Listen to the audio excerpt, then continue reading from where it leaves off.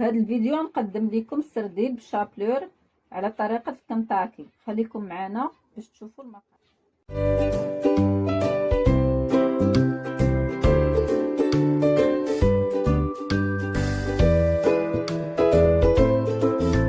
السلام عليكم ورحمة الله.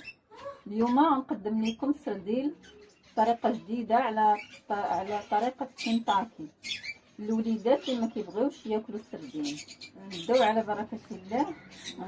نرقدوا السردين في الشرموله. عندنا هنايا البزار، الملحه، كمون، ثومه، حميره وعطريه ديال الحوت. نزينوها كامله.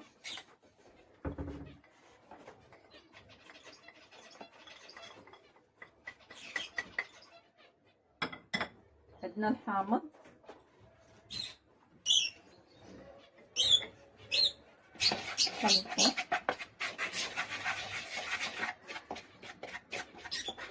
نزيدو شويه تاع الماء،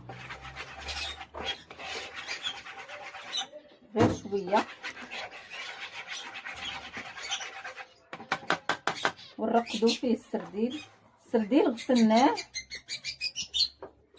حيدنا ليه الجلده وحيدنا ليه السنسول وخليناه يفيلي على هذا الشكل، منقي مغسول مسقطر ناشف. كنرقدوه في هذه العطريه مده ساعه ولا ساعتين. خليكم معنا باش نشوفوا الخطوات القادمه.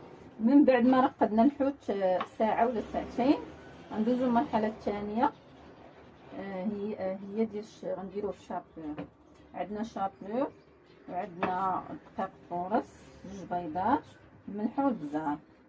غادي نديرو هنايا شويه الملحه في الدقيق فورس وفي البيض. البزار نكهو بيهم باش ما يجيناش داسم. قربوا البيض،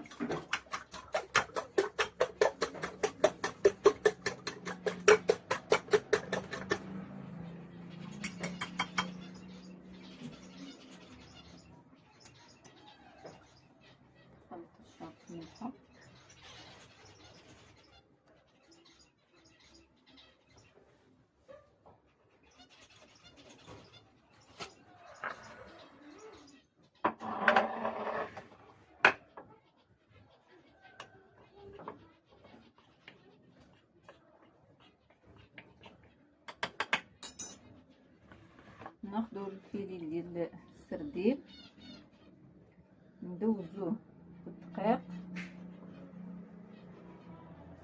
هو الاول، عاد ندوزوه في البيض،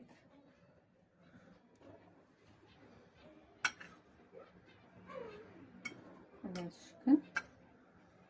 سقطرو مزيان،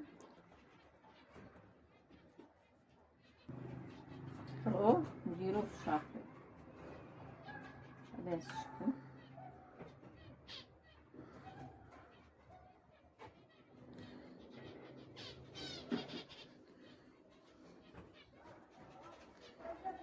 على هذا الشكل نعاودو عاوتاني فتحنا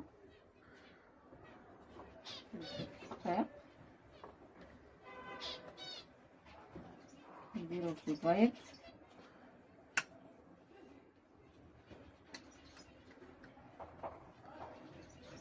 نكسروه البيض مزيان، نديرو في الشابلور.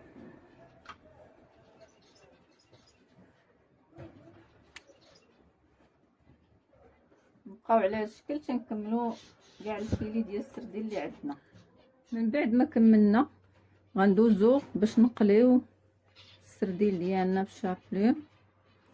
الزيت سخونه، بسم الله. اللي ما بغاش مقلي في الزيت يقدر يدخلو في الفران، لكن كيجي مقلي احسن. بهذا الشكل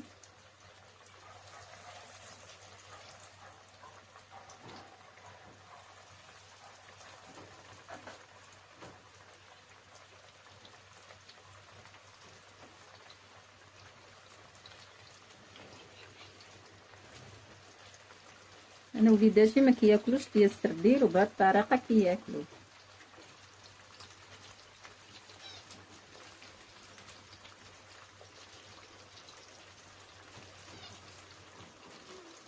من بعد هو تقلى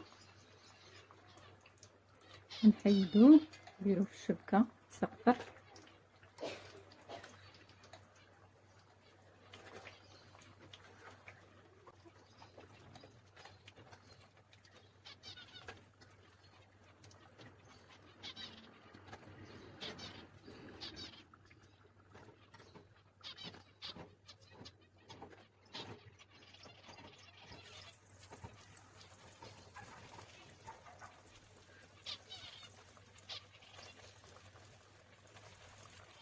ها هو طبق السرديل ديالنا على شكل كنطاكي، كيجي على هذا الشكل مقرمش ولذيذ. الى عجبكم الفيديو ما تنسوش ديروا لايك واشتراك وتفعيل الجرس باش يوصلكم كل جديد، وبالصحه والراحه في فيديو جديد ان شاء الله. وشكرا على المشاهده وعلى التعاليق الزوينه اللي كتخليو ليا.